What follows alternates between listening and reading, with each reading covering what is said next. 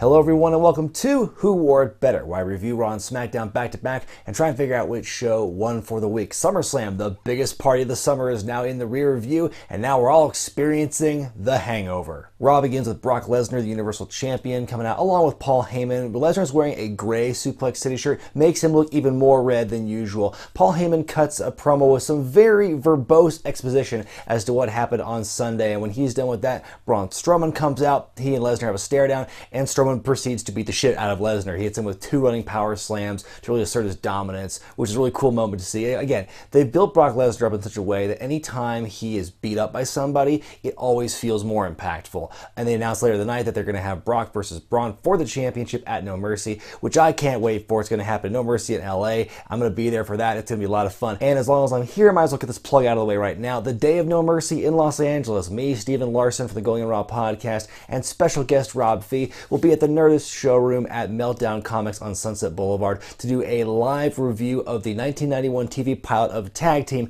starring Jesse Ventura and Roddy Piper. If you're going to be in that area, get your tickets in the link below. Up next, a Brooklyn street fight between Big Cass and Enzo. Obviously, the big story here is that Cass tore his ACL in the middle of the match, went for a big boot, but he missed. He went over the top rope, and in that tumble, that's when he injured his knee, and then he went for like an elbow drop about a minute or two later, and you could just see his leg just buckle on him. He couldn't support the weight. He just collapsed. It was really scary to see, very gut-wrenching stuff, and you could just see the frustration. He was just yelling and cursing at no one in particular over the frustration of it. That is just hard to watch on live TV in front of God and everybody.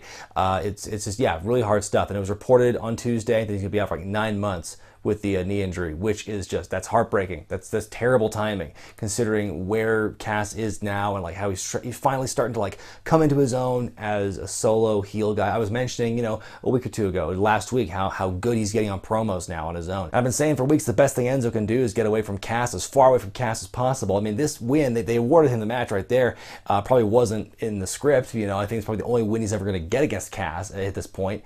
You know, the best thing Enzo can do is stay as far away from Cass as possible. And now, in kind of a messed up way, that's going to happen. Again, I don't know where Enzo's going to go from here, because of course he has that, you know, rumored heat backstage, whatever. But the real story here is Cass, and it sucks that this has happened to him. It sucks when anybody gets injured, but with someone with as much upside as Cass, in my opinion, that really sucks. So, you know, get well soon, Big Cass, and I hope you bounce back very soon. Emma is squashed by Nia Jax in a relatively quick match. I bet you could make a whole separate show, a whole like 4th brand out of people on the roster who had this alleged backstage heat, like Emma, Enzo Amore, Baron Corbin, like all these different people who like apparently nobody likes. Just put them in their own show, and they'll be a little island of misfit toys. Elias appears in the ring and sings a song bashing R-Truth, his opponent for the night. Very weird that Michael Cole is like so pro Elias in this thing. Like he is like singing the praises of Elias. It's like very reminiscent of his like heel turn, his heel run from several years ago. And like this is the one time he has per week to like totally gush over Elias. Seems very weird that like it's over him of all people. Of course, Corey Graves is the voice of reason. So then R-Truth comes out, quickly destroyed by Elias, the drift away. A lot of squashes this week between both shows. GM Kurt Angle comes out and introduces the free agent John Cena to Monday Night Raw. The first time he's been on Raw since before the brand split 2.0 took effect. Cena comes out and says he came to Raw because he wanted to be face-to-face with a certain WWE superstar. His words, not mine. Roman Reigns comes out in response to that, and Cole says on the commentary, these are the 2 most polarizing figures in WWE. Like, no shit, that is a very astute observation there. Also, for the whole rest of the segment, Cena's like facial expressions and mannerisms are just like bonkers. They're hilarious. If you go back and watch this thing, like the way he just acts toward everything is very cartoonish in a way. He's kind of like almost turning into a weird version of Bugs Bunny was the best comparison I could come up with him. So Cena and Reigns face to face for the first time. Then it seems like they're ready to fight, but then out comes The Miz and The Miz Taraj, kind of continuing the gimmick he had earlier this year against John Cena, doing kind of like cutting these promos where they're kind of like a lot of inside references and, you know, things basically saying what the internet fans want to hear. Actually, Puppet said it really best on Twitter this week, that he is kind of the teller of perceived truths in his promo, kind of saying what fans want to hear, and like so they pop for him, they applaud, and he said, I'll take it, I'll take that applause. Yeah, Miz cuts a great, hellacious promo against both Cena and Reigns here. He says, I've earned the respect for 12 damn years, and gets this big face pop out of it. So Cena challenges The Miz and a partner of his choice against himself and Roman Reigns. The Miz balks, but, you know, Samoa Joe interrupts and says that he will be The Miz's partner, damn it. And so he calls out Roman Reigns, just punches John Cena in the face, and the faces eventually clear the ring, which is kind of a harbinger of what will come later in the night. Pretty much the entire 205 Live Live roster is in the ring for an 8-man cruiserweight tag team match. And, you know, like, I make fun and I talk about how poorly the cruiserweights are used on Raw, but I mean, I still don't think that's really any justification for the way the crowd in Brooklyn reacted to them. Like, they were doing a "this match sucks" chant, and, you know, it's like I said, you know, we make fun of the cruiserweights and how they're treated, but at the end of the day, these guys are still like working their ass off for the crowd. Like, they're out there and they're doing their damnedest. And so when you have the fans chanting "this match sucks" when they're not even paying attention to the match, they'd rather do the wave or bounce beach balls around. It's like, you know, what are you paying attention to? Of course you don't think the match is good because you're not watching it. So anyway, the faces win. I did love Grand Metalik's high-flying stuff he did in the match. Cedric beats, I think it was, what else are my notes here? He beats Nice with a lumbar check to win the match. It was just, again, like this overload of like all 8 cruiserweights in like a 3 or 4 minute match. You know, it was very condensed. So yeah, again, I can understand from one perspective why the crowd is like that, but still, it's like beach balls in the wave. I think it's just too much. I think it's just too disrespectful. And Meltzer actually made a really good point about this. That they keep acknowledging on TV, they acknowledge the beach balls and stuff, which is all it's going to do is make it cool for fans to come and bring beach balls to future shows, and that's going to take more attention away from the matches, harder to get things over, harder for people to pay attention to what's going on TV, because the crowd plays a large role in that for the TV audience. So it sucks all around, and I think it kind of goes back to my whole like anti-hijacking tirade from a couple of years ago. It's more the same there, in my opinion. Dean Ambrose and Seth Rollins celebrate their newly won Raw Tag Team Championships. They say they'll take on anyone, any place, anytime. Out come the Hardy Boys, and they have a little bit of back and forth with their promos. Again, Matt teasing more of the broken thing. Really, at this point, who knows if they're going to pull the trigger on that.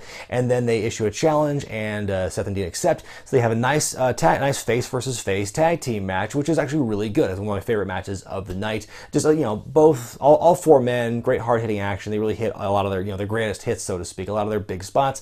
And Rollins and Ambrose win the match. Good times. The new Raw Women's Champion Sasha Banks comes out and thanks the fans. Very generic face promo. She says, "With these people behind me, I'll defend the title the right way," whatever that means. Alexa Bliss comes out and says she'll be invoking her rematch clause to the championship next week on Raw. So we have that match next week. I will give them credit here on Raw. They've actually done a really good job on this night of furthering the angle between Alexa and Nia Jax, and the idea that Alexa is having Nia do her heavy lifting.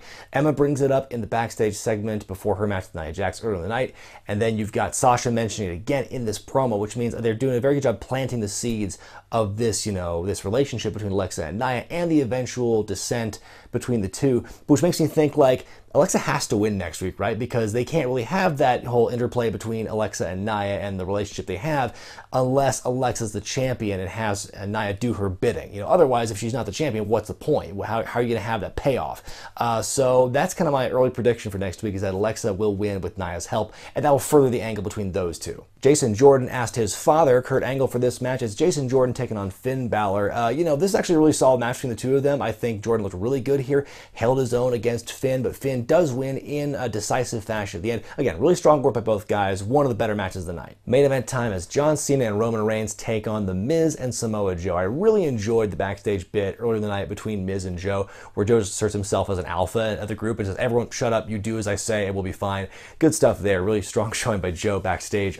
This is Cena's first match on Raw, as they point out frequently throughout the night. I think it's cool that Joe and Cena kind of came full circle here, because they trained together in like UPW in California eons ago, and now here they are finally facing each other in the ring for the first time on the main roster. You get the feeling the fans are reacting more to whatever garbage is going on out there in their little world compared to what was going on in the ring where everything's happening, because they're doing the beach ball thing again, like I mentioned. Again, they acknowledge it. The wrestlers do. Cena and Miz both kind of like clap and give them shit for it, but they're like, again, the fact they're acknowledging it, they're kind of encouraging it in that way. Actually, the crowd gave them 2 cutoffs on Cena. First, there was the beach ball distraction. Then there's, another wave around the arena that Cena's egging along as he's turning around, that he gets cut off again. Joe puts Cena in the coquina clutch. Roman Reigns goes for the Superman punch to break it up, but he misses and hits John Cena instead, accidentally. But if Cena feels no ill effects from the Superman punch, he hits The Miz with the AA to win the match for the faces. Very similar pattern to like the way Cena wins tag matches on SmackDown before that. He would just show up, like do a couple moves, and win very decisively.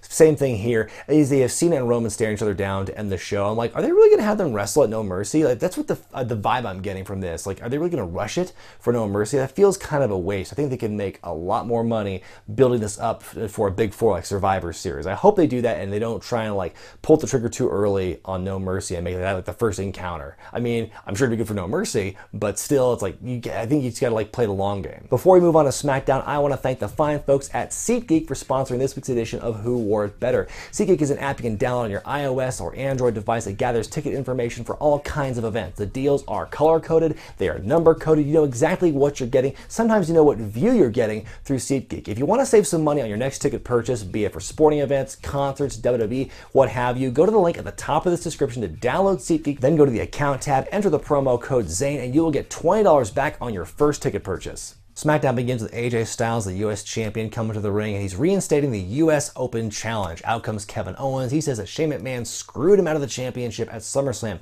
Then Shane comes out and says he called it right down the middle. Then Kevin Owens shows some footage from the match. It's the big moment where Styles has his foot in the ropes, but Shane doesn't see it until after he counts the 3. So Kevin does have like a valid reason for why he feels he got screwed, but Shane says, my decision stands. I waved off the 3 count, so my decision is still final. A great heel work by Kevin Owens because he feels so justified in his motives and his resolve. Kevin goads Styles into yet another championship rematch for that night. He gets to pick his own referee this time, but Shane says it's his last chance to win the championship. It's either you win here or you're done, and we'll see how this plays out the rest of the night. Aiden English is in the ring singing himself a song when the lights go out, and suddenly, you look glorious, son of a bitch! The former NXT and TNA champion Bobby Roode, the Glorious One, makes his long-awaited debut on the main roster here against Aiden English, and the match goes the way you pretty much expected. A very decisive victory against English here.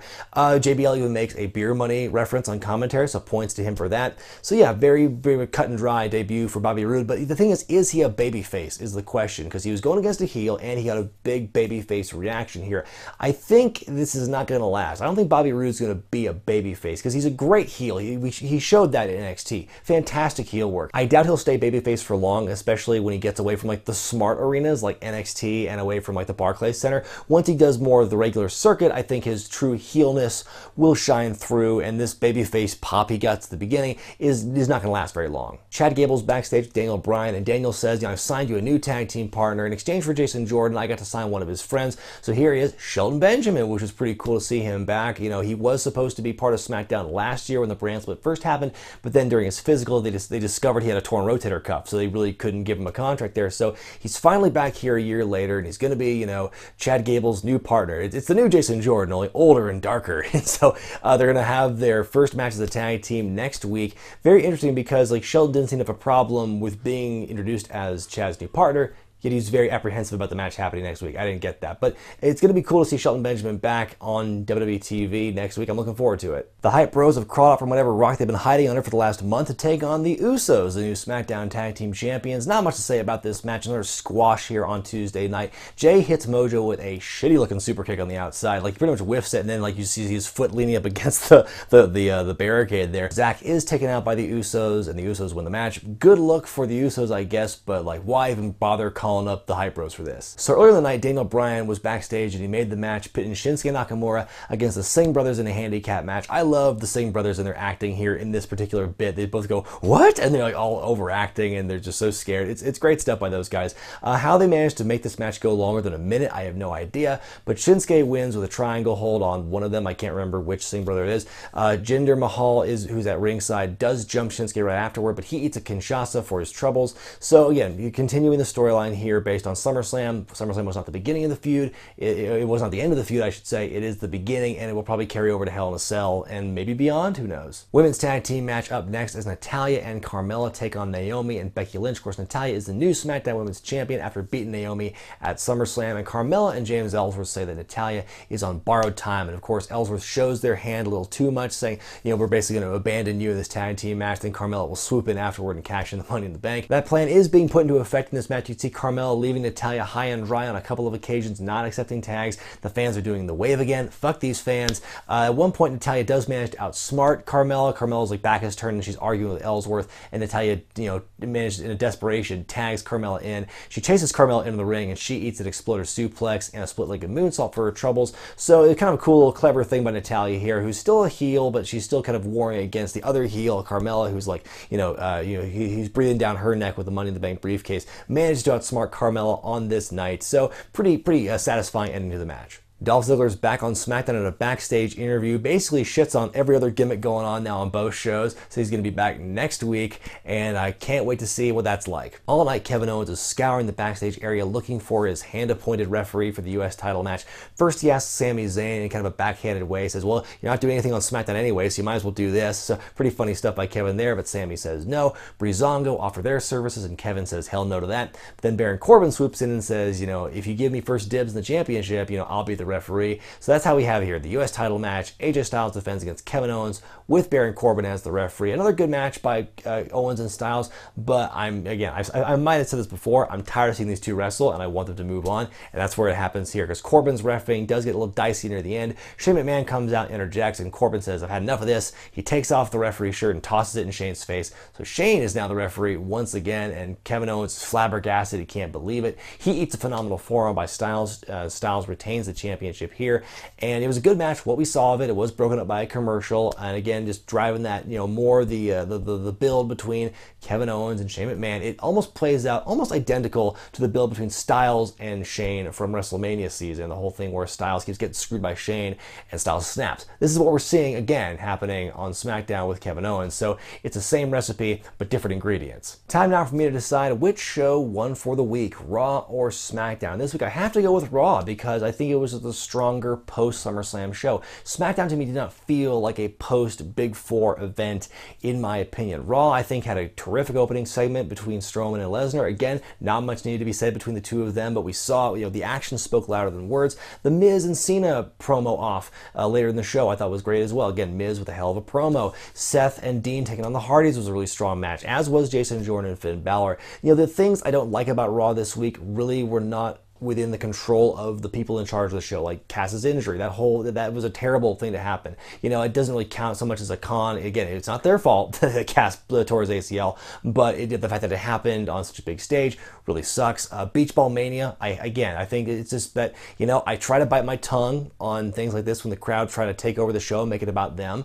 And you can kind of give them a little bit of forgiveness for that because, on SummerSlam weekend and WrestleMania weekend, it's smart crowds and, they're very, very vocal and very raucous. But again, the whole beach ball thing and doing the waves and chanting this match sucks at the cruiserweights, very disrespectful. Didn't care for that. But again, not within the show's control.